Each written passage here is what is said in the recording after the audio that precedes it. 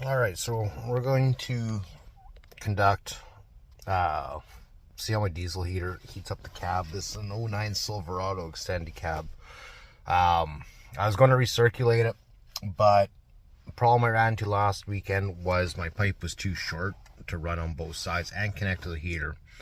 Because my pipes are actually set up for going into my fishing shack, so I have 90-degree elbows on them. Guess what? I changed the tube. It was long enough, it was too long, and I cut off too much. So I want to use one set of tubes for my ice shack, one set of tubes if I need it for the truck. Like, this is just a temporary setup. There's a diesel heater there. There's the hot side there. I got a Y splitter. So I'm going to run two 3-inch aluminum ductworks to the floor on the front. That's what the splitter's for. I just wish I was recirculating rather than heating up cold air. So, unfortunately, I don't have a long enough tube for doing that. So, this is going to have to be, I'm going to have to test it. So, it's, I think it's like -16 right now, something like that, Celsius. Wind chill, I think, is around -22, 24. So, where I'm parked and doing this test, I'm doing it at home, so wind is not a huge factor.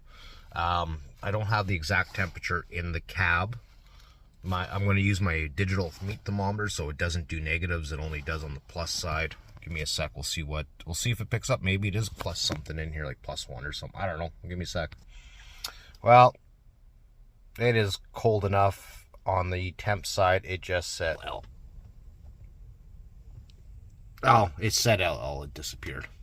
I don't know what that means. All I know, it doesn't go in the negative, so as far as I'm concerned, that's what it means. I'm going to leave the meat thermometer, the sensor pickup, just on top of my center console.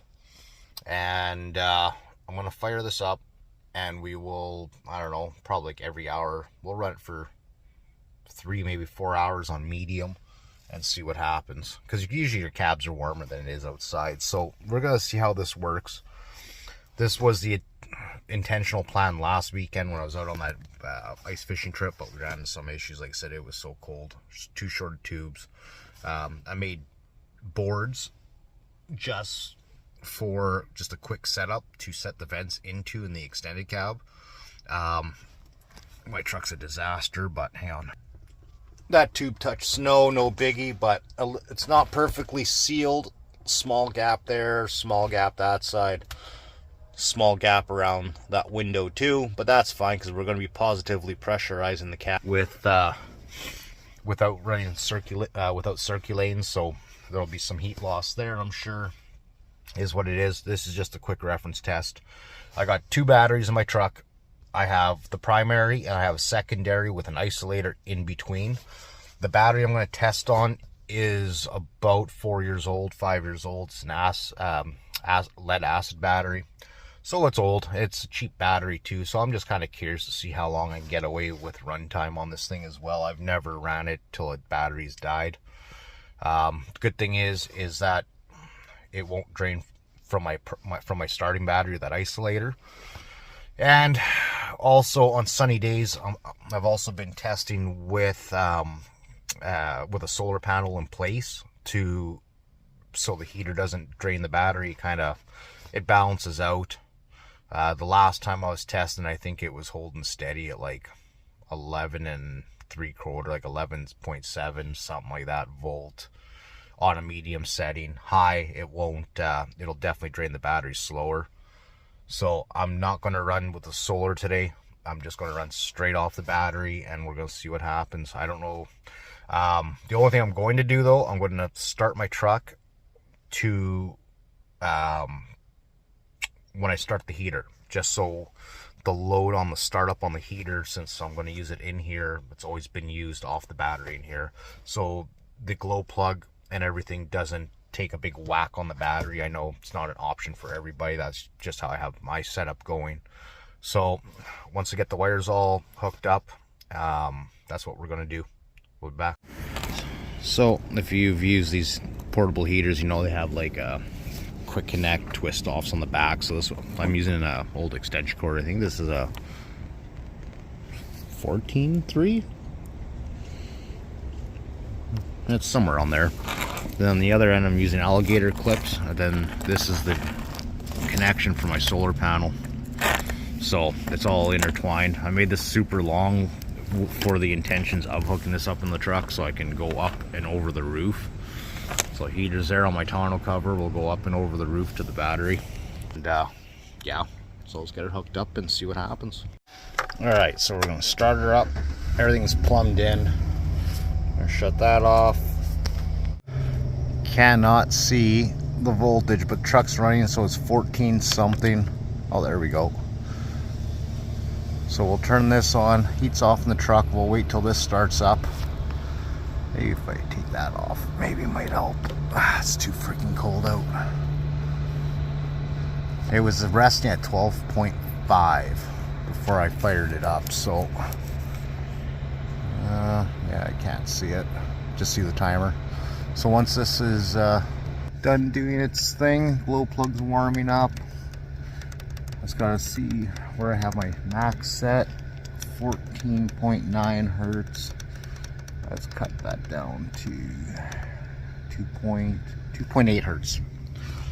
It's close-ish, almost to the middle-ish.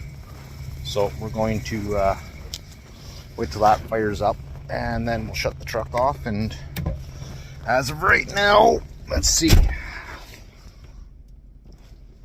Trans temp.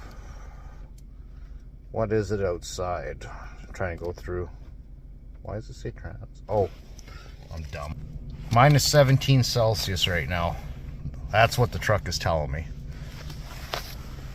That's still on LL. So we'll run this. What time is it now? It's 11:23. Heater should be up and going within about 3 to 5 minutes.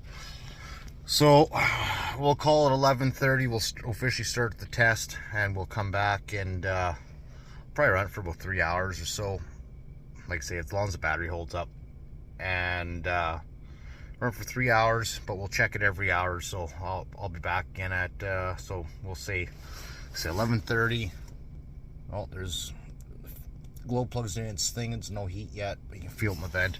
What I did, just for testing purposes, one heater vent there. Passenger side's the same thing, set up the same way. Here, my duct tape, a hose clamp would work really good. 3-inch hose fits that Y adapter pretty good too. So quick little update, we're only like 6 minutes in. So I had to adjust my pump a little bit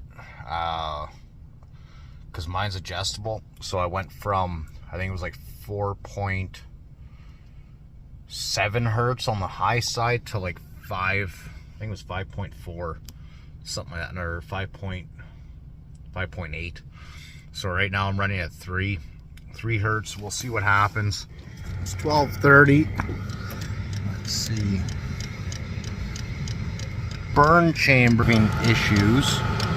I don't know, this doesn't show up very well because I'm not recirculating. It's actually one red, but I guess the red's so dark it doesn't show. There you go, you can kind of see it there.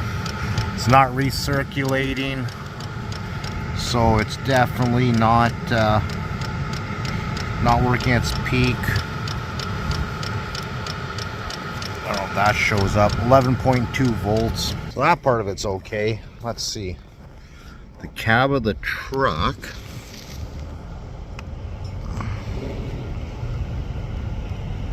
Had I been recirculating, it'd probably be a lot warmer in there than it is now. Because then I'm drawing back cool or warm air back into the burn chamber. So that would really help maintain the temp. And it's not cranked either. If I cranked it up, it would be doing a lot better as well. So we'll check it again at 1:30. It is 12:30 now, and we got +8 in the cab without even pushing it. All right, so we are 2 hours in. Let's see if we can get I don't know if it shows 11.2 volts still, and burn chamber's still down 1 bar. Let's see. What's the +10 in there? So when we started the test, we were at, I don't know, It said 12.5, but we just shut the truck off too, so I mean it wasn't running at its peak. This is running at about half capacity, and like I say, if you were to go and run your tube for recirculating, it would definitely improve the efficiency of the heater. All right, 3 hours in. Where are we at here? Burn chamber still down 1 bar out of 6. Scrolling to the menu, 11.1 volts. I think the last time we were in here, I think it was 11.2. And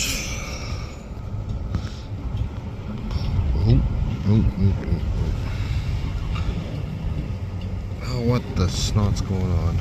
Plus 11 if it shows up. Oh, I see what it's doing. It's focusing.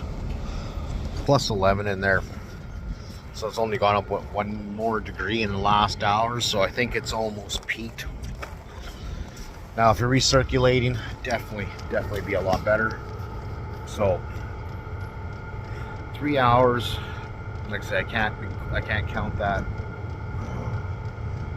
12.5 volts. I just have the truck running. It's bouncing actually 11.1, 10.9. So that battery's getting pretty low. But that battery's also old. So I think for now, this is going to conduct this test, and we'll call her good for now. It works, but can't crank her up. Recirculating would definitely help. So actually, I'm going to jump in the cab and see how warm that is. See how warm 11 feels. Well, I just checked the truck. It says it's minus 15 outside. You know, it is 11, so it's not like it's hot. But you definitely can't see your breath, so that's good. Sun's gone. I can't even throw a solar panel on that battery, then turn her up a couple of notches. But yeah, I think, you know, in a worst case scenario, you could crash out in here if you had to for a couple hours for sure. I mean, it's not the warmest, but it's better than being minus 15 outside. New battery would definitely help though, and recirculating that heater would tremendously improve its ability. Like I say, that burn chamber is not running peak at all. It's running subpar right now. So I mean, you know, plus 11's not a whole bad ordeal. Since I opened the door and closed it, it has dropped down to 10 degrees in here, but rightfully so. But it's comfortable. It'll work. Anyways, I think that's it for this test, and yeah, it definitely works.